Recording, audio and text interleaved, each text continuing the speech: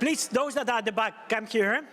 We're going to start. We have so much to discuss today, and we have Ada and Giuseppe here, so let's do the best of the time that we have. But I want to say that I've been thinking how to introduce Ada and Giuseppe, low-tech, and it's very difficult because basically we could have many different introductions. One, I think, and I want to start with this one because it's the funniest one, but we could say that you're very good conventional architects. I want to start with this, like boring conventional architects, you're the best. And I can say this because I've been, for the last 2 years since I saw your movie, I've been basically walking all around Brooklyn, finding the homes that you've designed, and I must say they're amazing. They're very beautiful. They're very beautiful in a very refined way. We could see actually Super Studio getting better through you and many, many references that are amazing, but you're taking them to a very different step. And what is funny and beautiful and amazing is that this happens inside containers, ship containers. This happens to basic, very different technology. And I want to start there. So as conventional architects, like ones that would please Rafael Moneo, you're at the top. So that's the first thing that I want everyone to acknowledge, that even in those parameters that we never care about, you're amazing. And I think the Sea Home series that you did, this beautiful house in the Hudson Valley, what an amazing place to live, right? Surrounded by the forest, and what a beautiful construction by using existing elements. And the Carroll House in Brooklyn, this diagonal single family house that is kind of a Claude Perrin thing, taken much farther and becoming kind of an urban folly, and it's truly amazing and refined and sophisticated, and all the journey from the entrance to the top of the house is truly beautiful. Or the Irving Place Carriage House, that is the first one that I actually saw.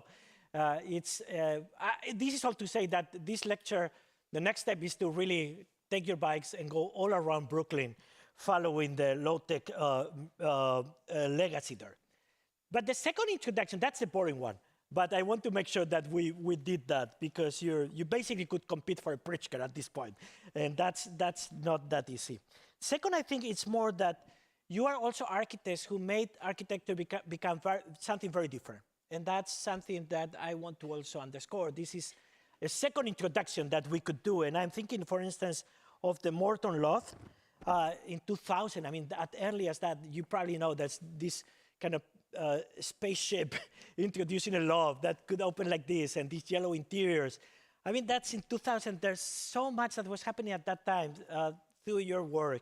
And it's something that I find also incredibly important to underscore. So that was happening. It's not the only one. The surf bed in 1997, this media bed that you did, that I'm sure Beatriz, for instance, would probably write a lot about it, right? And that bed, basically covered by a sky of TVs, was very beautiful and much better than, for instance, many other media beds. If we put it in the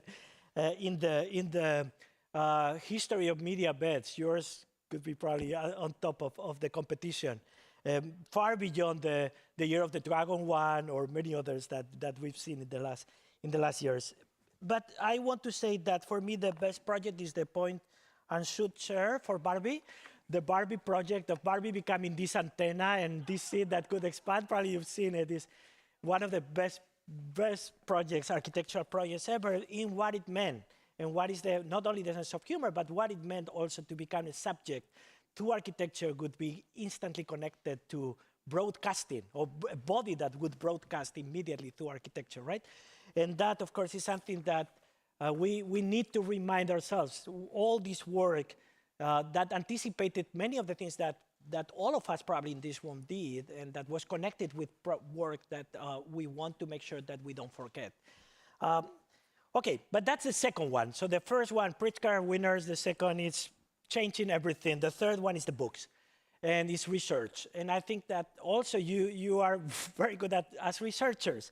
And there's been so many amazing books, from the low-tech mixer book in 2000, the MDU, the mobile dwelling unit in 2003, the urban scan in 2002, the low-tech objects and operations 2017, and that expanded also from in exhibitions 1995, the point and shot chair exhibition at the Vitra Museum, with the Barbie at the center, the mobile dwelling unit at the Whitney Museum of American Art in 2004, the work in progress in MIT last year, 2024, the spill in the Hosfeld Gallery in 2023, and then participation in very important shows from the Chicago Biennial in 2023, the Venice Biennial in 2014 and 2002, the show in Rome, in the Maxi at Rome in 2013, the Triennale di Milano in 2020, the SF MoMA in 2011, the Guggenheim 2010, Sao Paulo Architecture Biennale 2003, Liverpool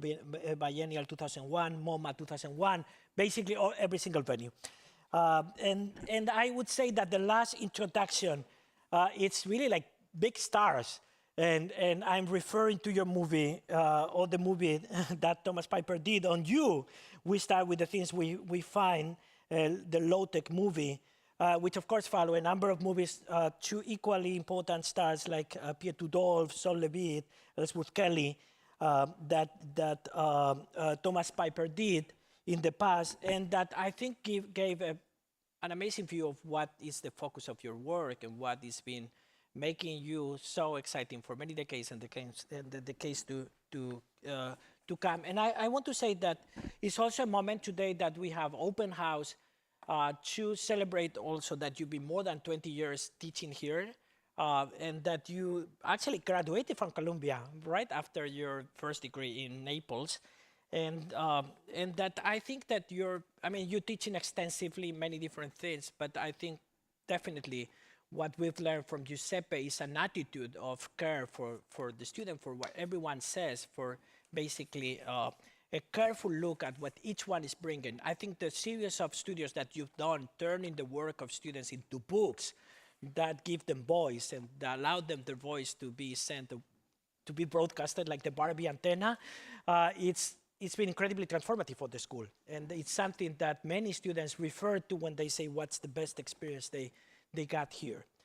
I remember recently podcast with Dean Andrés Jaque where Giuseppe said, Naples is a place where this ingenuity of using things that you find or things that are abandoned or things that are very cheap or whatever, very easy to obtain, is something that happens all the time. And I think Piper's title of this movie, this quote from you, we start with the things we find, it's very revealing. It helps us understand what you do and why it's so important. And I want to pay attention to the words, because I have the feeling that when Giuseppe and others say we find, the things we find, this find is not something that happens by accident, and it's something that is very active. Finding in your work is very much preparing to find, preparing to project things that are possible and making space for them to be given value. And that's something that you've been doing here in the school, but you've been doing through your work extensively. I also think that a start is very important. We start with the things we find. We start with the things we find is also very important. Because a start means that you start there, but you don't know where this is taking you, right? And we don't know where the zip container will end up being a kind of fancy interior that everyone would love to live in, right? And I think that it's reminding us what our friends from the STS keep saying, that what is important is not the origin, but the trajectory. That when we talk about technology and the social dimension of technology, what is important, how the origin becomes polluted with the contributions of others. And it's in that trajectory when things start being interesting and complicated.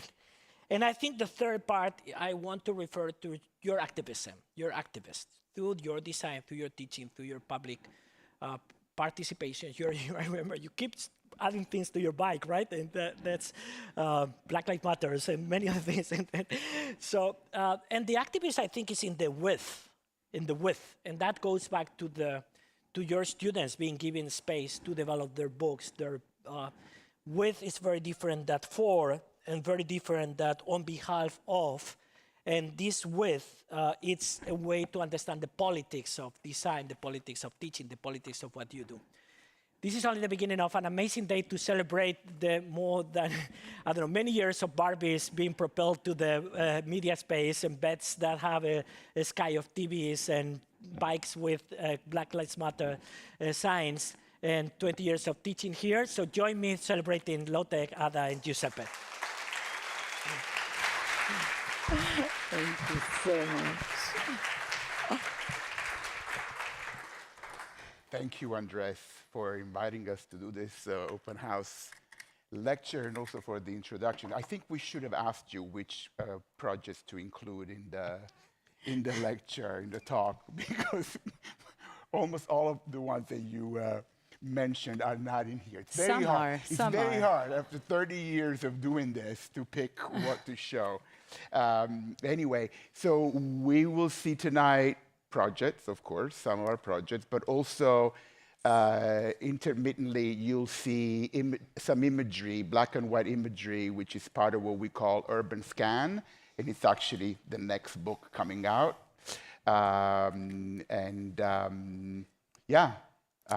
We'll just go in. Let's do it. Oopsie, what did I do? Shall we take the lights down a little bit more? Or a lot more. No, not a lot more, because we have to be able to see. Let's see if they can. And thank you, everybody, for being here. Thank you. This means a lot to us after all this time. This is like being, it's home. This is home, right? 20 years, yes. More than 20 years. More than 20 You'll years. see. 30 years. Okay. So if you can take the lights down a little bit, that would be great. If not, we'll general begin. lights. The general lights? Yeah. Great. Okay. Okay. To see, to notice, to observe, which is also to regard, to consider. We start with observation. We start with observation in the early 90s, when we entered this other world, the American landscape. We marvel at its make, not at its history, not at its monuments. We begin to think of these as monuments. Monuments of a modern world, direct, blunt, big, in your face, also fantastical, exuberant, joyful. We are taken by this tension. Everything is practical, yet expressive, complex. We start by taking you to a public building we just completed here in New York, one that you actually can visit on the Queens waterfront. The Cubes at Socrates Sculpture Park is a community center with a large open space on the ground floor for art, exhibitions, and conversations, and office space on the level above, connected by a double height. A shaded porch is the link to the park's ground and its outdoor activities. The building replicates one cube 4 times, as it starts from adapting another building, the Whitney Studio, which we designed for the Whitney Museum when it was still in our beloved Marcel Breuer building on Madison Avenue. This 6-container cube fit tightly into the moat of the museum. Ooh, spinning. One single diagonal cut plane, open sides and roof for a continuous band of windows and skylights. It also shears roofs and floors of the containers in the stack to create a double height. The slanted windows frame new views of the Breuer building from within this new space for our making. After a few years at the museum, as the Whitney moved downtown to their new Renzo Piano building, the Whitney Studio is extracted and donated to Socrates Sculpture Park and stored for a number of years while we design the new building, go through permitting, and allow time for fundraising. Luckily, it finally managed to creep out, artwork by Evie Day, and find its new life there in the park, where it is now permanently set and used day and night. To see, to notice, to observe, which is also to forget, to unlearn. We forget what things are and why. We observe what things are and why. We unlearn what things are and why. We photograph what things are and why. We record with our 35mm cameras and slides at the time, and then with the smallest portable digital cameras always in hand, now with our phones. We call this 36-year-long recording our very soul, urban scan. We record accumulations, piles, stacks, formations. We begin to think of these as other forms of buildings, other assemblies, flimsy buildings that hold, protect, and carry our things, buildings that sit somewhere or that move around, and admire the ingenuity of things, its light efficiency, its neutral inventiveness, its invisible inventiveness, its constant movement, its background movement. We explore this motion, this time going south. Bal Harbour Shop's access moves around and takes with it its belongings. Moving, it's a real feat. A fleet of 28 containers plus its magnificent tropical garden designed by Harlem-based landscape architect Studio Zoidi. As always, we appreciate logistics. We design, and we design logistics. First, we design, this time with shadows, the shadows of the palm trees in our courtyard. We draw them and we cut them. Long porticos are carved out. Container steel walls are cut organically in relation to their adjacent greenery. Also inside, in the bar, in the cafe, and gathering spaces. Then we design logistics, how to assemble and disassemble 17,000 square feet of space every season, how to move a building and how to move a garden, a feat and an experience, one that transforms in time. We design simple tools to customize space, to make it your own, to let shops rotate every few weeks within each seasonal stop.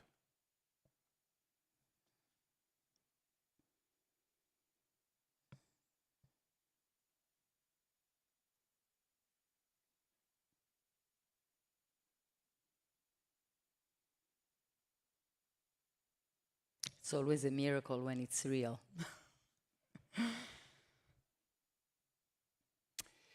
We design to adapt to different contexts or to the total lack of context, the site most often being a parking lot of a mall or of a Whole Foods.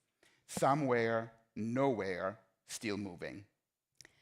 To see, to notice, to observe, which is also to wonder, to marvel, to be amused. We are amused by a family of ducks living above our head on the roof of our former studio. How they congregate or not. We're delighted by their bends and puzzled by their mystery, covert, mute, nondescript volumes. We observe their aggregation and congregation, their tight proximity and or their expansive distribution, eventually erased by a wall or a ceiling. This is not design, this is design. We photograph their sudden appearance, their impromptu presence, their sneaking through existing spaces. We appreciate how they call attention and how they dismiss attention. Our intention here is to call attention, to capture walkers-by along the Anyang riverfront in Seoul, Korea.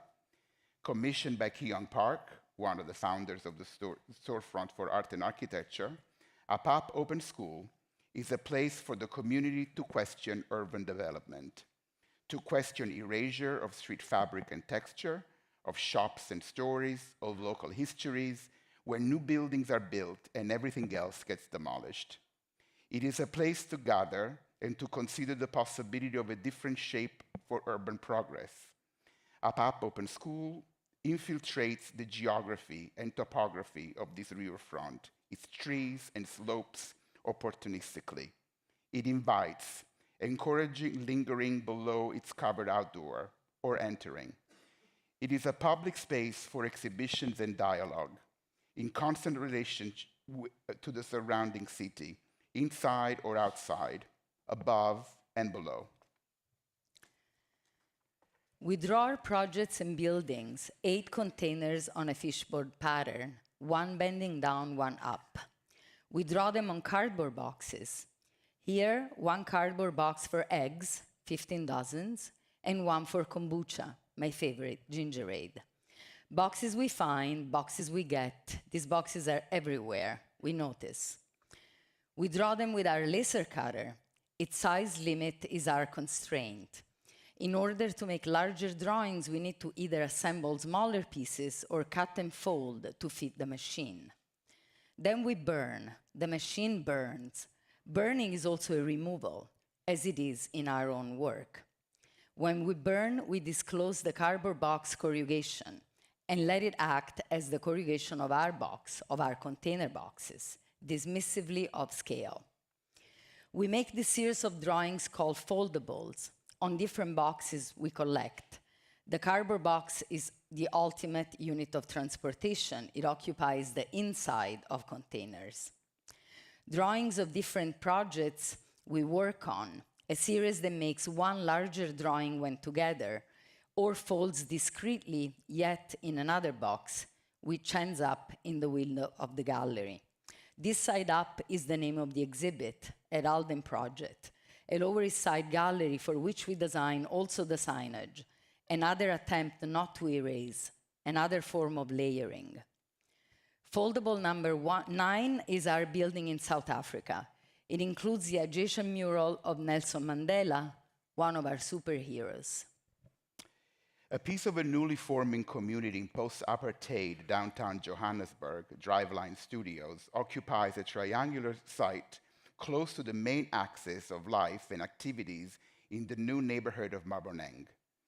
Hinged on the short side, it saves at least the name of the car repair shop previously on its site, as we couldn't save the building itself, too costly to go through it with new foundations. Johannesburg has no water or port, but the largest dry container port in Africa is just a couple of miles from our site.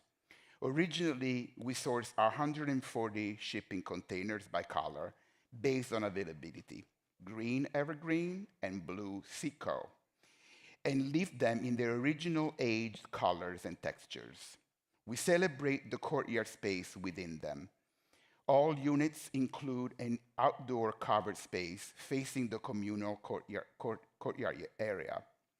Johannesburg is a beautiful, mild climate, so these become shared spaces for life to spill out and for people to connect around water, food, city views, and their sculptures made from the window cutouts. Fast forward to post-COVID downtown Joburg. The newly formed neighborhood of Maboneng has experienced a substantial setback. The building's owners asked us to help uplift and to consider repainting the building. We decide to do something entirely different. We land on a sunrise scheme, joyful. We visit this past spring, and yes, Maboneng was truly hit. Many things have indeed shut down. Our building survives as a lively student housing, and it's likely fully occupied. To see, to notice, to observe, which is also to register, to log, to chronicle, to document. We come from deep history. Our origin, the southern Italian city of Naples, 3,000 years or so of history, built over and over and over, layered. We love a city that keeps track of its many pasts. We love a city that displays its many pasts. Also, we love friction and to embrace friction, to embrace discordance, clashes, things incomplete, in progress, past, present, recurrent, transient, things not fully resolved. Here in this Brooklyn house, we keep some past and we layer some present. One can never fully take out the past when starting from old things like we do. A stack of 18 old containers is cut diagonally, top and bottom, to fit the zoning envelope, to question the setup of a townhouse, to respond to a corner lot, to create outdoor space at each level, and to retain intimacy. Cattle House is a single-family home. It is in its neighborhood, and it is also in its own inner world. A large, open living space at the widest of its section, with fun, communal theater on this land. Outdoor terraces at every level, with large sliding glass panels connecting inside and outside.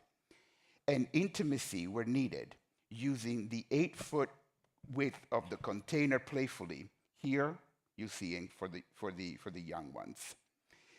We use 18 containers, flipping what we cut to not waste any part. The raw volume goes up in 4 days. You can see the raw containers here and in their original color. And then the house as it is now. We learn with laughter about this fantastic reference from a student during a talk, and now we have to show it. Star Wars Tatooine. Foldable number 10, where the burnt of the cardboard is ominously as brown as the house volume. To see, to notice, to observe, which is also to jump, to leap, to imagine this as a world, to imagine this as a city, to imagine buildings, streets, piazzas. It's the early 90s as we stumble across a container depot in New Jersey. We have no idea what a shipping container is.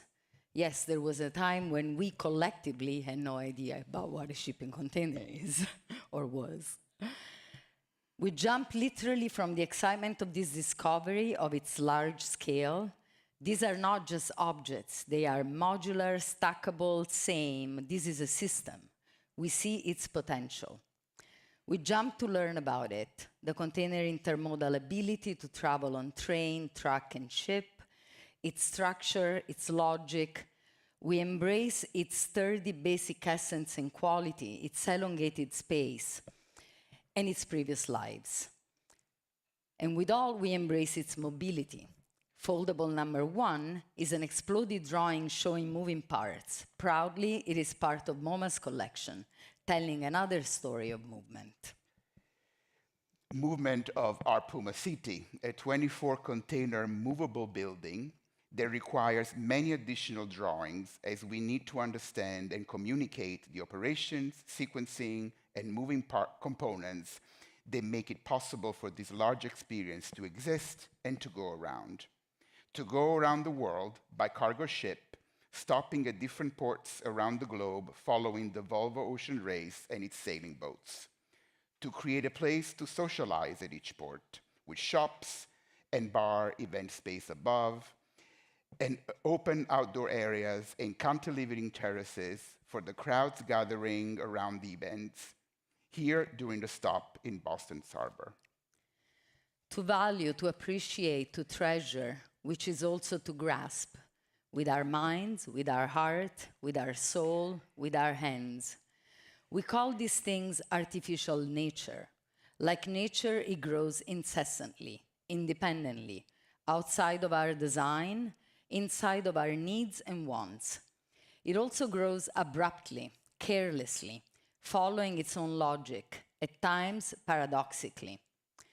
The fire escapes are an immediate infatuation. For us, such an extreme addition to old buildings with no hesitation.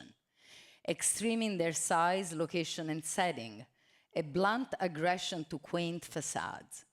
Extreme and everywhere, powerful. There is no design beyond these moments of artificial nature, only its inherent design, its inherent intelligence, the cleverness of the pragmatic responses and solution, utilitarian, matter of fact. There is no authorship in this collection. Back in New York and back in time are communal steps for Van Allen books, an architecture bookshop and reading room for the Van Allen Institute. The tight footprint and high ceiling encourage the use of its section. We find doors, lots of solid wooden doors, removed from one demolished Holiday Inn, and we take 7 of them to split the space in 2. A reading area and amphitheater in the yellow space above, and a bookshop in the gray space below. The raw stack is tested here by Cristina Governa, thank you, Cristina, and then used by its community as desired to bring the nonprofit institution's active presence to the sidewalk, to the street, and to the city. Heading south again and heading to right now, a community center in New Orleans for the Black School, a nonprofit experimental school that, in their own words, teaches youth to become agents of change in their own community through art and design. The two-level building engages its surrounding green area, providing indoor and outdoor spaces for art-making, exhibitions, and community gatherings. Its 5-container stack, installed over 2 days this past summer, gives sudden presence to the building. With the joy and surprise of Joseph, one of the founders, who is discovering and testing the sound quality of the container steel plate. There's a small inauguration ceremony once the volume is up, and now weekly Zoom meeting to make sure that the Black schoolhouse can be ready for its neighborhood and community this coming spring. To value, to appreciate, to treasure, which is also to embrace, to welcome. We embrace playfulness, we welcome play. The playfulness of accidents, of curious moments, things that happen, things that just happen, things that occur on their own, improvised, involuntary. We welcome things funny, poetic, surprising, as these objects interact with their surroundings and with time. Banal, bare, basic, blank, careless, common, obvious, ordinary, raw, stripped. Also scaleless, or in this case, the huge scale to respond to a large competition site. Full Circle is a marker at the natural crossroads of the Guadalupe River and Los Gatos Creek in San Jose, California, a natural site in the midst of our West Coast tech world. We are called to celebrate both nature and invention. We collaborate with Surface Design, a landscape architecture studio based in the Bay Area, to form space for all kinds of lives. Our structure touches the ground lightly to allow the flow of air, water, birds, and people. Neither building nor nature, all of Full Circle is integrated with nature and human nature alike. From rookeries for migratory birds, to playful inhabitable landscape, to landings and lookouts for families, friends, visitors, plants, trees, insects, and then technology. In collaboration with Superbien, a studio that specializes in immersive technological experiences, here proposing low technology or a deliberately low-res 750 pixel screen, each container end being 1 pixel, harvesting and broadcasting patterns of movement from birds, water reflections, leaves, life. Full Circles now, this time plural, are also our spacer lights, a true jump in scale, or simply our desire to continue working at all scales. During a visit to a container depot in New Jersey, we see these steel circles in a dumpster. We are told they are spacers for truck wheels that need to be changed often. Dumpster diving, we collect a few of them and take them to our studio. We're thinking lights. We select a 10-foot long LED tape, and during a studio charrette, decide to use one of such full LED coils in each ring, testing different paths, getting our hands dirty, setting it inside a rubber cast, and here they are, our spacer lights. To value, to appreciate, to treasure, which is also to reclaim, to see value in things dismissed, to recover, recapture, to rescue. Rescuing an object as an act of love. Also rescuing an object, a leftover, as an opportunity to make, to test, to concoct, to mess around, to play.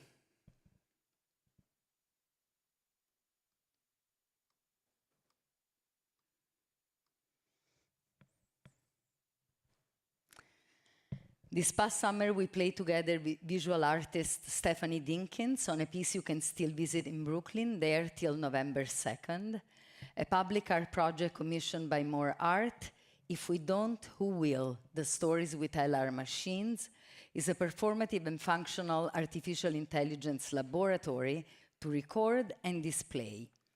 Neighbors, community members, and passerbys are invited to contribute to a growing data set of stories to feed AI the diversity of the human experience. AI lab technician, the public, and bespoke AI algorithm work together to collect and generate visual responses to contribute its stories, images and videos that change over time on various LED screens. The project aims to make AI more equitable. In the same bespoke spirit, the volume uses patterns of the Underground Railroad quilt codes to frame the screens on each side. We study these codes used to support enslaved blacks to move north and select with Stephanie the log cabin, a safe place, the flying geese, guiding to water and rest, the North Star, obviously leading north, and the drunkard, still back here, the drunkard path on the floor, directing to always move in a zigzag pattern for safety. Now, at an even tighter experience, we work with set designer Christine Jones to propose extreme intimacy as a theater for one, a performing space for one actor and one audience member. We use the Roadbox technology, which comes from the entertainment world itself, at a slightly larger scale than usual, to house two people facing one another. Two doors on opposite sides allow separate entry, and one shutter opens up when the play begins.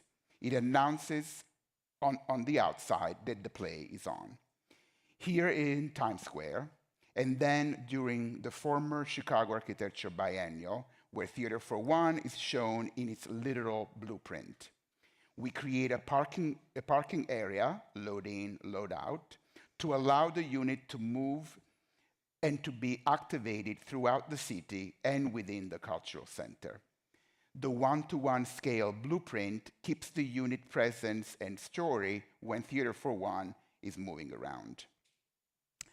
This is both the smallest and biggest architecture that can be shown with a one-to-one scale drawing. The intimacy of the interior space is the experience. Performer and audience's eyes lock. On the blueprint outer structure, handmade monitors illustrate the context of smallness within other works of our studio. And to go even smaller, we go back in time and space in a weird loop that brings us back to Avery at the very start of low-tech. That's when low-tech really started as an idea. And you can see us in right this here, guys, very right room 25 years ago. Industrial objects, we started calling it the artificial nature, something that, just like nature, it just grows. The US Post Office carts, you would see a lot of them. These are our very first experiments. We call them inceptions, guys. Three projects back in the early 90s. So we padded this object, we lifted it on mop sticks, and then we added speakers to the two sides. This is 1993. And this thing, that is a box spring, an old box spring, and that we bent into a curve to create a workstation. Completely crazy. I mean, the chair made with caution tape, with some sort of a framing and caution tape, 100% junk. We made a small collection of objects, basically, and that was really the beginning. The beginning of our studio, our inceptions. One piece of junk and one technology.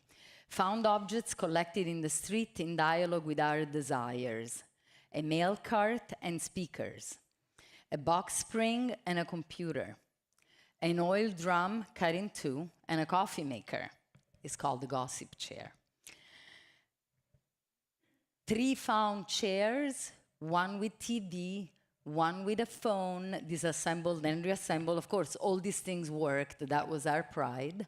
And the last one with a hair dryer. Which we designed for RuPaul. That was for RuPaul. In our mind, of course. Say that. No, you used it. We have pictures of them. Detergent bottles collected in laundromats with these four ends and light bulbs. And then a moment of exposure, as after sending a letter with slides to the creative director of Barney's, a fancy New York department store known for its creative and artsy windows displays, we managed to show these pieces on Madison Avenue with the beautiful Jill Sander and Martin Margiella's outfit and the theatrical lights of the window makers. And that it was truly our beginning. To value, to appreciate, to treasure, which is also to believe that humble objects and systems do have value, again, intelligence, efficiency, and inherent logic, yet also expression, that these humble objects have a voice. Jem Bennett calls it vibrant matter, as all objects are loaded with our own hands, brains, and heart. Our students will recognize here many of the things we discuss in class. We're interested in passing along curiosity and attention for our leftover landscapes, the things we make and the one we dismiss.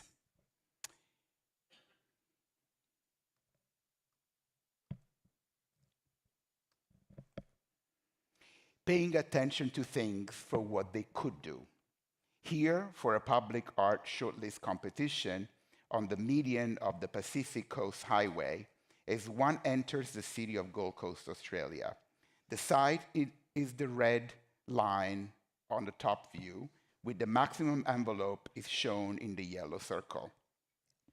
We notice the highway light and test making a sort of alphabet, repeating the same highway light with different spacing and varying heights. We win the commission and we build highlights.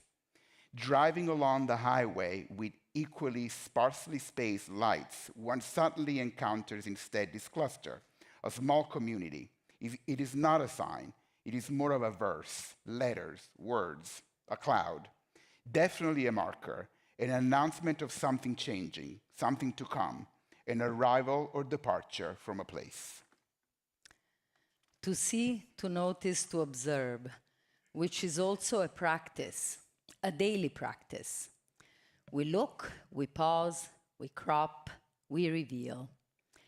We reveal to ourselves the intense or the delicate word of things around.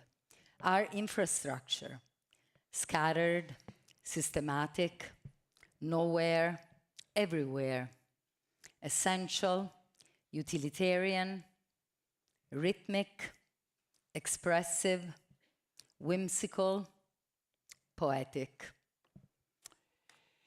In a site of natural poetry and beauty in Huangshan, China, the birthplace of Taoism and of the yin and yang symbol, we insert our own infrastructure to support an outdoor experience.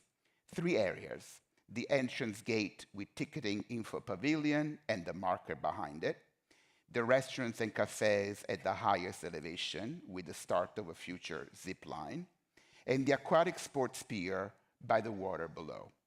Each area is color-coded as a form of wayfinding.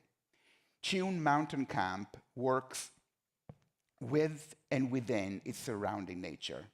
Containers are cut on a bias and recombined in plan and section to weave with their surroundings. Here for the market area. The gate building bridging over the pedestrian access signals the place on the main access road. Restaurants and cafes are located on the hill as a panoramic lookout, and down below, an aquatic center offers access to water activities with tented cafe and gathering area and storage units for water equipment. Back in the US, on a very rough site in New Jersey, we ran a physical test of a conceptual idea. Can we move containers and reposition them without any physical transformation of the object itself? Can we use the intrinsic ability of these objects to be combined, their own mechanism and gadgets, to compose them as volumes? Can we take advantage of the fact that these objects already exist, that they're already physically around? Stacks is an idea, a set of drawings, and a test. We ask one of the container companies we work with if they let us recombine their containers for one day. They lend us a man, Steve Baiko, an amazing forklift operator, and a day and a half of his time, plus some containers to play with and some empty space. We ran 2 tests, extremely simple stacks, in few hours, with the intention of making space.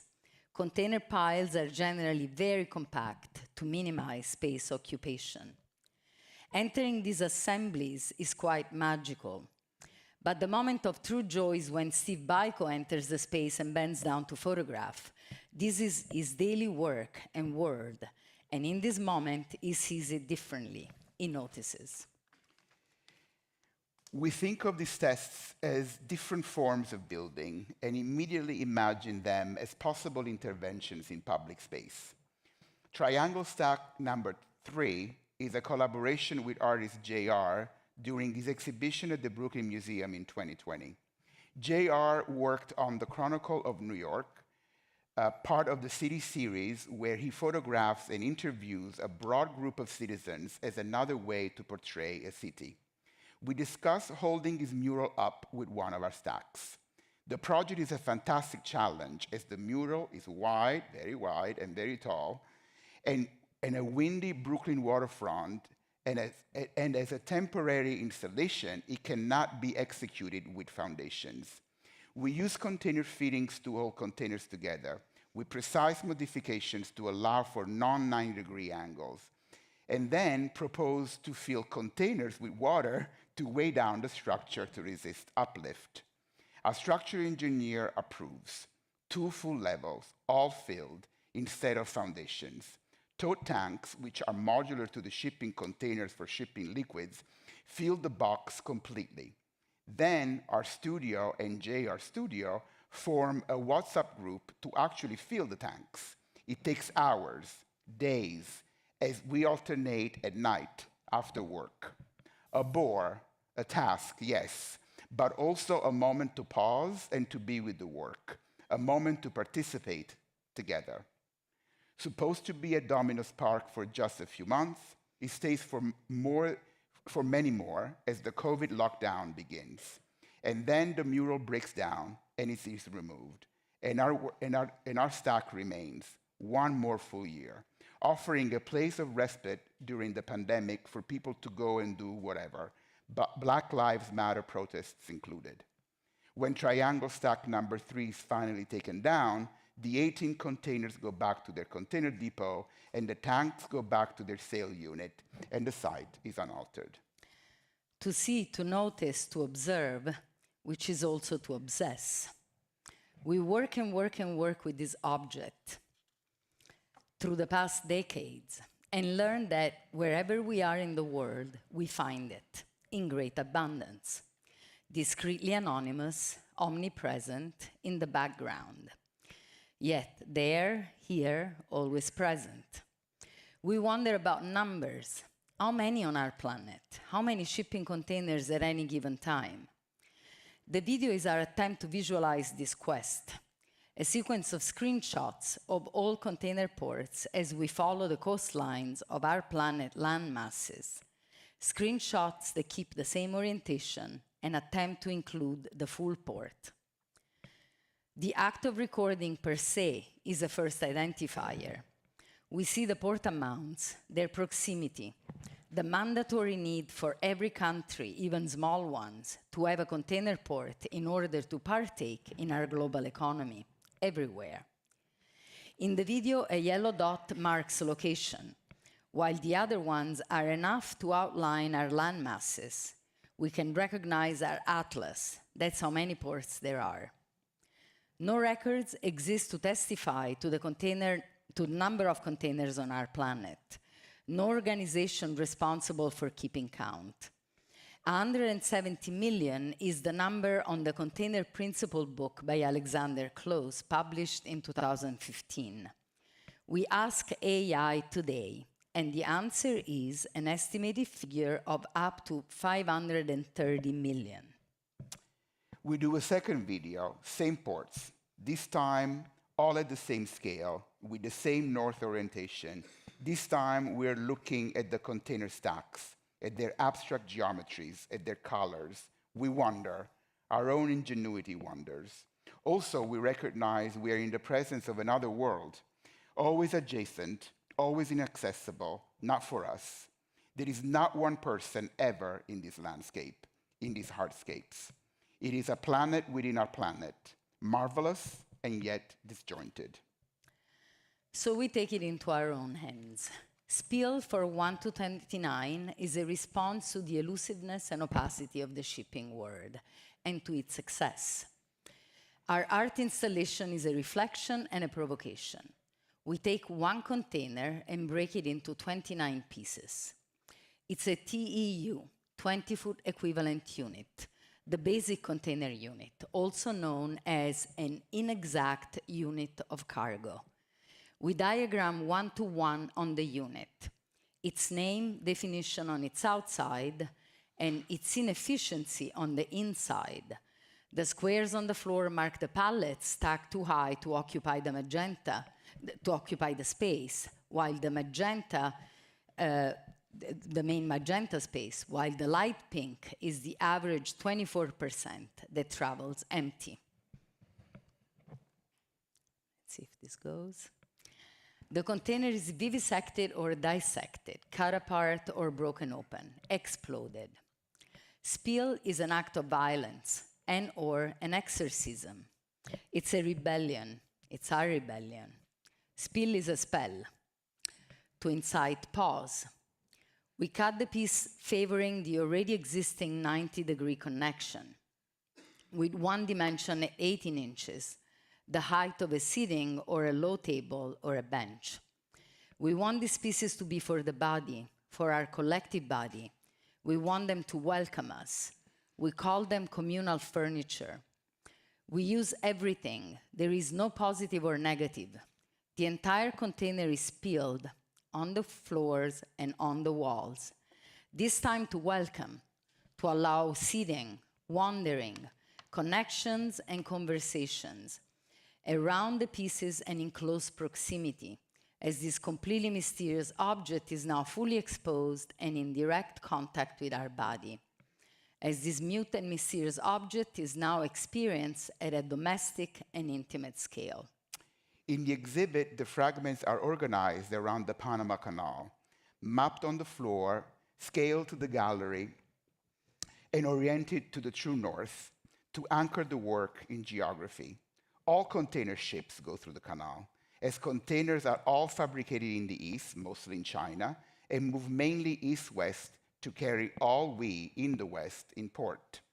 And they hardly ever go back, leaving us with the ever-growing shipping container piles all around us. For our spiel, we work hard to try and find data on the actual container we used. We learned that the container is designated out of service. It is container number AKLU 6022124. It was built in 2006. It is red. Its travel records, entirely typical of the inestimable amount of shipping containers in the world, are mostly unknown. We know that over the past 2 years, it has been to China, Singapore, Korea, Myanmar, and between those places in international waters or the lawless sea. To see, to notice, to observe, which is also to love. Our object of love is elusive. Our object of love is invasive. Our object of love is an invasive species. We feel the urge to keep at it, to persevere. With our amazing team, thank you to our team, and with love. That's it.